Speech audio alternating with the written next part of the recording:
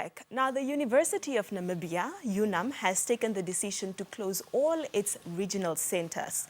The university has been managing 10 regional centers, namely in Tsumeb, Korigas, Swakopmund, Oshiwarongo, Keetmanshoop, Gobabis, Oshakati, Rundu, Katima Mulilo, and Enana. Now, to explain to us why these centers were closed, I'm joined by the spokesperson of the university, that is John Haufiku. Good morning, sir, and thank you so much for joining us here on Good Morning Namibia. Good morning. Thank you for having me. Well, first of all, I want to establish the purpose of the centers before they were closed. Yeah, well, I think I'd just like to make it clear from the onset that although the physical buildings have been closed, the actual service has been relocated to the campuses.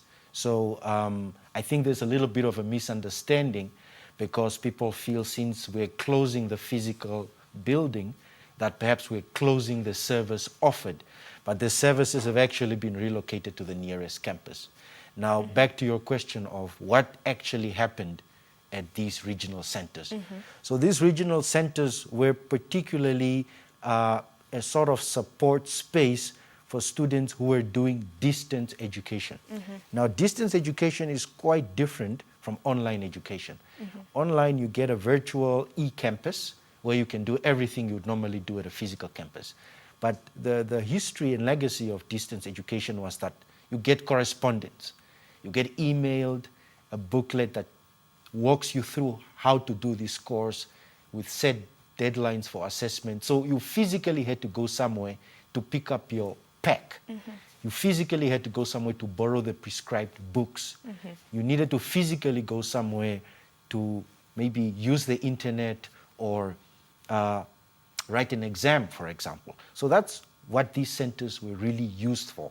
There were libraries, there were places where you could study, there were places where you could write exams. So what happened is UNAM is currently undergoing one of its biggest change since inception. And it's a restructuring of the institution to make it more efficient and give students more options.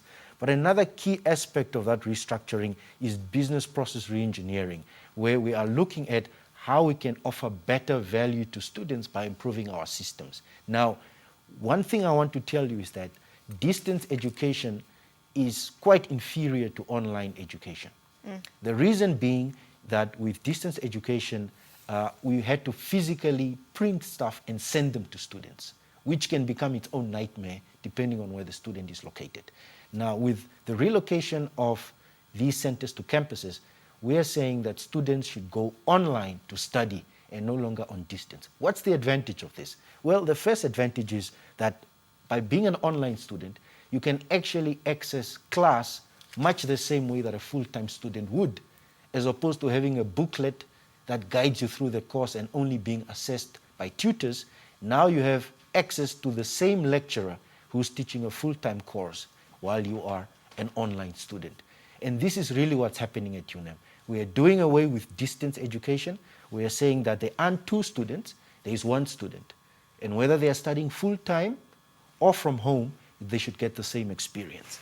And that's why the university is closing these regional centers, because the libraries that they used to serve will still be available digitally on their student portal, on our iEnabler and Moodle platforms, our teaching management platforms. So in terms of the material they would require, those would also be made available there. So in terms of inquiries, which is another thing they would do at these centers, and talking to someone, the same services will, the individuals who are at these regional centers have been moved to the closest campus. So when students need inquiries and so forth, it's just going to take a different form. All right, so, now here on NBC, particularly on our news bulletin, we covered a story in Swakopmund of a student of the University of Namibia who is in a wheelchair and spoke about the challenges that he encountered with the relocation of these centers. As you've mentioned, that the centers have not necessarily been, they have been closed physically, but they've been relocated to the campus.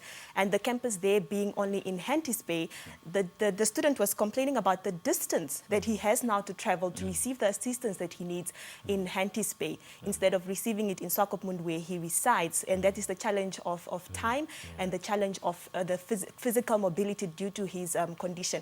What do you have to say about that? Yeah, I think it's a relevant concern from students. It's really a relevant concern, but I think it's born of the fact that they don't understand what the closure means. You know, they think that the service is closed and they need to go access it at a campus.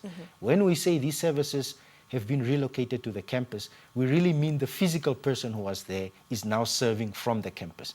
But there is no expectation at any point that a student will need to travel to a campus unless they insist on, I want to see someone personally, which we expect them to make an appointment and travel there the way anyone else would. But let's say the student has an inquiry about their finances. Let's say the student has an inquiry about a lecturer they cannot get hold of. There will be a dedicated online support system to do the exact same thing that they would do in person.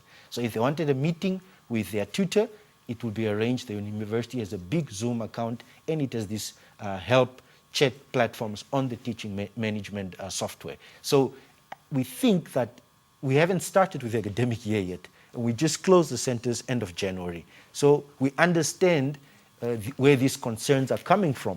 But I think once we get the ball rolling, students will understand this new shift. So I think on our side, we really need to do a little bit more work to just educate our stakeholders about how things are going to work from now on. And I think that's something we perhaps have not done enough, but we are definitely doing that. Yeah. So what you're saying is that the university is now moving away from distance mode of study into online mode of study as an option. That's correct. So you are either a full-time student or you're an online student, and for some courses, obviously in the future, we are thinking of a blended approach. Yeah. Now, have you taken into consideration, I'm sure you have, obviously, the huge digital divide in this country. How is the university making sure that students do not lose out on their much necessary education, considering that the digital divide? Well, the first steps are usually the most painful ones, and we do acknowledge that we have some very, very remote areas where internet connectivity might be a challenge. We have already assessed this in the previous academic year, where we didn't have a choice but to go online with all our 30,000 students in every corner of the country. And the information from that experience is what informed this decision in a way, because we saw that all students from all across the country could actually access our services online. Now we know that in some areas there were challenges and complaints, but it's actually not even the areas that you would expect. People in Korihas, people in Opuo are not part of the groups where we saw challenges. We actually saw challenges in other areas like Rundu and Katima and so forth. So we know that this is a challenge, and we are committed to addressing it as we roll out the program. So you see, one of the things we didn't want to do is say Opuo, Korihas, and Enana should stay with a regional center. It means that these students don't benefit from online education. Like I've said, online education is significantly better. Why? One of the reasons is that in the past, if I give you a physical booklet to go through to guide you through the course, as a lecturer, we only know during assessment how you are doing, because there isn't much actual interaction going on, right, with distance education. But with online education, we can tell that the student actually opened this book. We can tell how much, when they're writing a test, we can tell how much time they spent on a question to able better understand the pedagogy needed to improve education, as well as just the student's own weaknesses and interests. So you are able to tailor much better quality. Now imagine you did this for everyone else, except for the students in some areas of the country. You're leaving them behind, essentially, because you aren't better able to assess them, you can't check their progress properly, and you can't improve the offering to them. So we didn't want to leave anyone behind in the fear that they might not be able to catch up. The philosophy now is, let's get everyone going, let's see if they'll buy into it, let's see if they'll be able to catch up.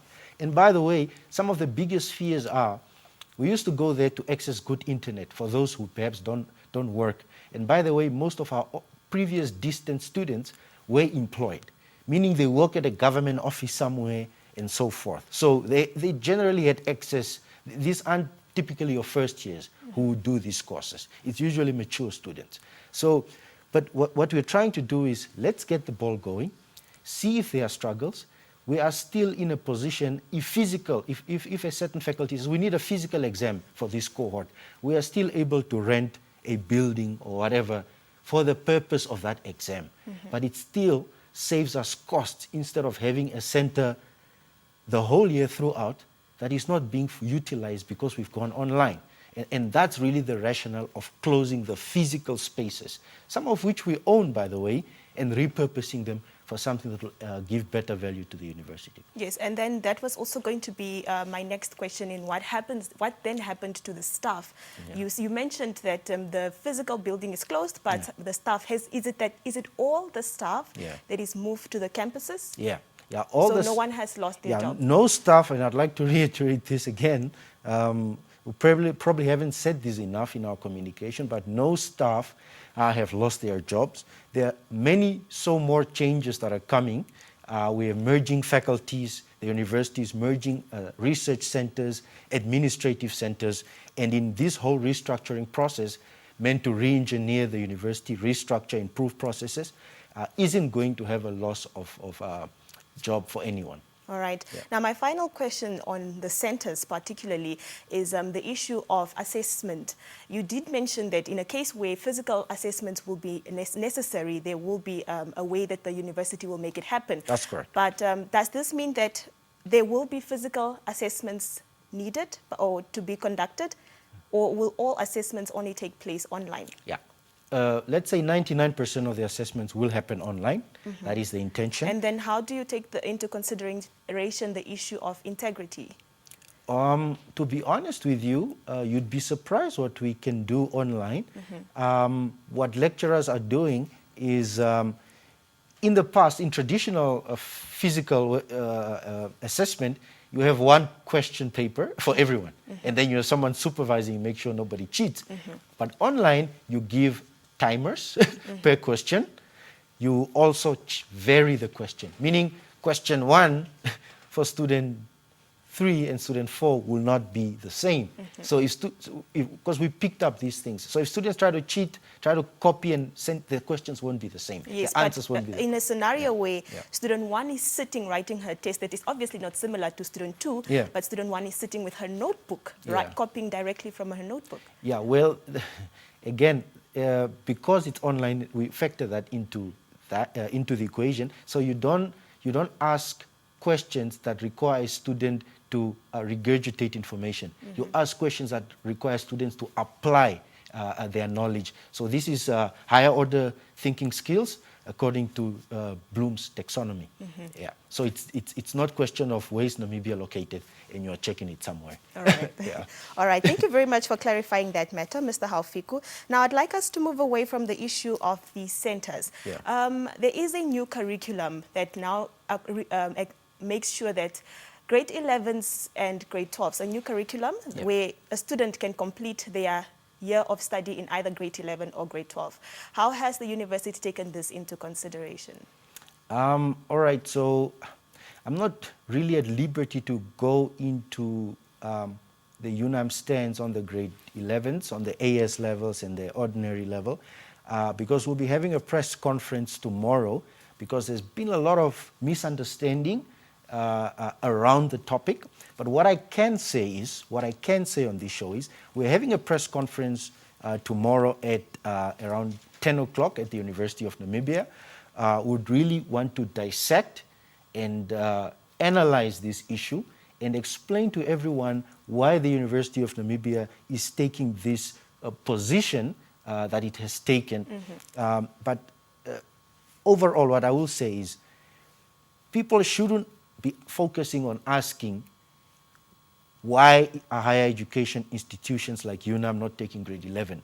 They should be asking what was the purpose from basic education to introduce AS levels for all grade 12s. That's the question we should be asking. What was the objective of the change that has occurred to basic education? What was the objective? Because once we zoom into that, we'll be able to understand the decision the university is taking. And that's exactly what we'll be breaking down for people tomorrow at 10 o'clock. All right. Yeah. Now, talk to us about the University of Namibia's performance last year, specifically with the pandemic. Yeah. Well, since you left that open, I'm going to assume you're talking about academic performance. Yes, academic performance. Yeah, so we did have, you know, to be honest with you, and this is linked to the grade 11 question actually, the throughput rate at all universities in the country isn't really great. I can't speak for other institutions, but I can tell you that it's not great. And at the University of Namibia in particularly, our throughput rate is about 30%. To put that into context, if you get 100 students enroll for first year, you have 30 students in the final year. So the rest fall out, they change courses, or they simply cannot make it. Most of the time, the reasons aren't really financial. The reasons are that the students can't cope with the level of demands that are required at university level. And this is part of the reason we are taking the stance we have taken on grade 11s. So performance wasn't any greater or lesser than compared to other years. It was more or less the same. We saw the similar throughput rates. So in terms of academic performance, students, the first semester was a little bit more challenging, but we saw that normalizing towards the second semester once both lecturers and students have caught up with this new mode of teaching, because it was quite an exercise. But in terms of finances, the university struggled a little bit because we had to invest a lot of money to upgrade our IT system. We also got a lot of help from the line ministry, from the ministry, as well as through NSFAF actually. But the Namibian government made that fund available to upgrade our IT infrastructure, which makes it possible for the university to provide a better service. So it was a challenging year, but we're glad that our shareholder, the government, came on board to really help us out, because imagine going from teaching 6,000 students online to 30,000 just overnight. It's a nightmare. So it was a challenging year. We've learned a lot of lessons, and all I can say is higher education will never be the same. All right. Any concluding remarks? No, thank you. All right, thank you so much. Well, that was John Haufiku, the spokesperson of the University of Namibia, talking to us about the decisions behind the closures of all its regional centers across the country.